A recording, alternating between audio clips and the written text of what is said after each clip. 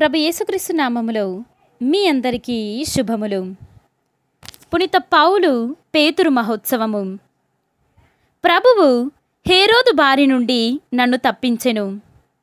మొదటి పట్టణము అపోస్తుల కార్యములు 12వ అధ్యాయము 1వ వచనము నుండి 11వ వచనం వరకు.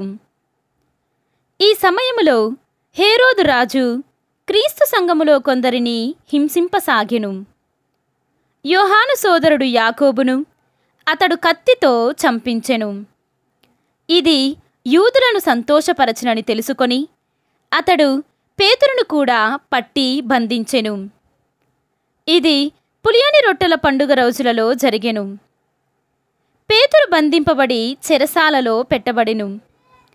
జట్టుకు 4 చొప్పున 4 జట్ల సైనికులు అతనిని కాపలా కాయుచుండిరి. పాస్కా పండుగ గడిచిన తరువాత హేరోదు అతనిని ప్రజల ఎదుటికి తీసుకొని రాదలచెను. అందువలన పేతురు చెరసాలలో ఉంచబడెను. కాని క్రీస్తు సంఘము పేతురు కొరకు పట్టుదలతో దేవుని ప్రార్థించుచుండెను. హేరోదు అతనిని ప్రజల ఎదుటకు తీసుకొని రాదలిచిన నాటి ముందటి రాత్రి పేతురు 2 కావలి వారి మధ్య నిద్రించుచుండెను. అతడు 2 గొలుసులతో బంధింపబడి ఉండెను. ఆ చెరసాల ముఖద్వారము వద్ద బంట్రౌతులు కాపలా కాయుచుండిరి. హఠాత్తుగా ప్రభువు దూత అక్కడ ప్రత్యక్షము కాగా చెరసాల యందలి గదిలో ఒక వెలుగు ప్రకాశించెను. ఆ దేవదూత పేతురు ప్రక్కను తట్టి అతనిని మేల్కొలిపి త్వరగా లెమ్ము అని పలికెను. వెంటనే అతని చేతి సంకెళ్ళు ఊడి క్రింద పడెను. అప్పుడు ఆ దూత అతనితో, నీవు నీ నడుము దట్టిని గట్టిగా బిగించి నీ చెప్పులు తొడుగుకొనుము అని చెప్పగా పేతురు అట్లే చేసెను. మరలా ఆ దూత, నీ పైవస్త్రమును కప్పుకొని నాతో రమ్ము అని పలుకగా పేతురు దూత చెప్పినట్లు చేసి అతనిని అనుసరించి చెరసాల బయటకు వచ్చెను. దూత చేయుచున్న పని నిజమని తెలియక తాను ఒక దర్శనమును చూచుచున్నట్లు భావించెను. వారు మొదటి కాపలాను పిమ్మట 2వ కాపలాను దాటి నగరములోనికి పోవు ఇనుప ద్వారము వద్దకు వచ్చిరి. వారు అచ్చటకు వచ్చినప్పుడు ఆ ద్వారము దానంతట అది తెరవబడగా వారు బయటకు పోయిరి. అట్లు వారు ఒక వీధిలో కొంతవరకు నడిచిపోగా ఆ దూత పేతురును విడిచి అదృశ్యుడయ్యెను. అంతట పేతురు తెలివి తెచ్చుకొని, జరిగినదంతా వాస్తవమని ఇప్పుడు నాకు రూఢీగా తెలియను.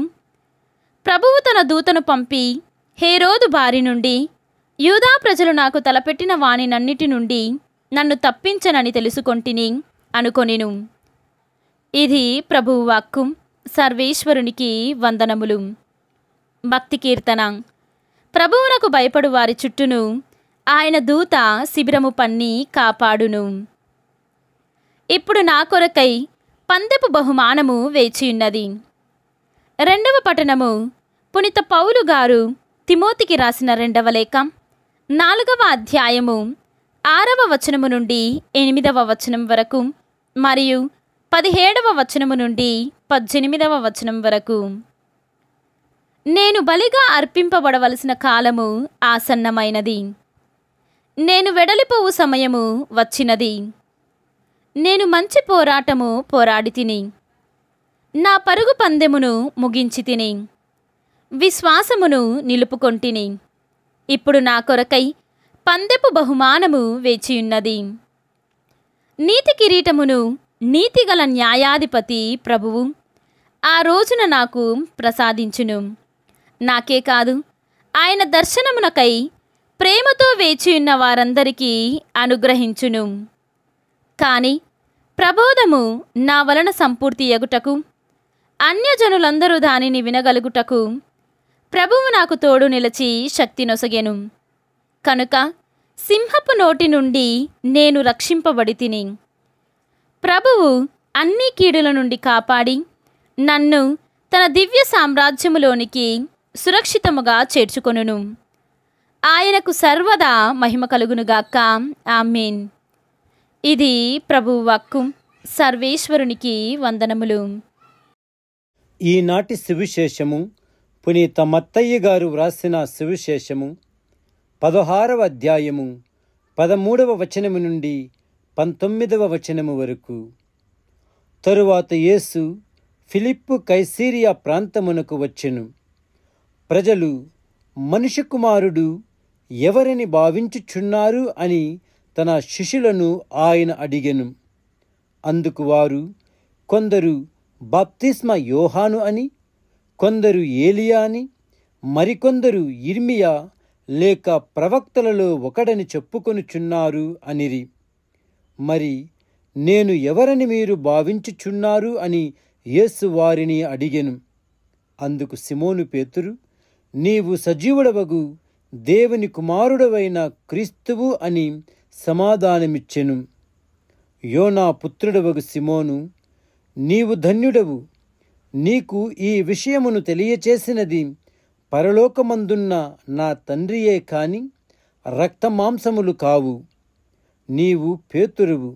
ఈ రాతి మీద నా సంఘమును నిర్మించెదను. నరకశక్తులు దీనిని జయింపజాలవు. నేను నీకు పరలోక రాజ్యపు తాళపు చెవులను ఇచ్చెదను. భూలోకమందు నీవు దేనిని బంధింతువో అది పరలోకమందు బంధింపబడును. భూలోకమందు నీవు దేనిని విప్పుదువో అది పరలోకమందు విప్పబడును. ఇది క్రీస్తు సువిశేషము. క్రీస్తువా మీకు స్తుతి కలుగునుగాక.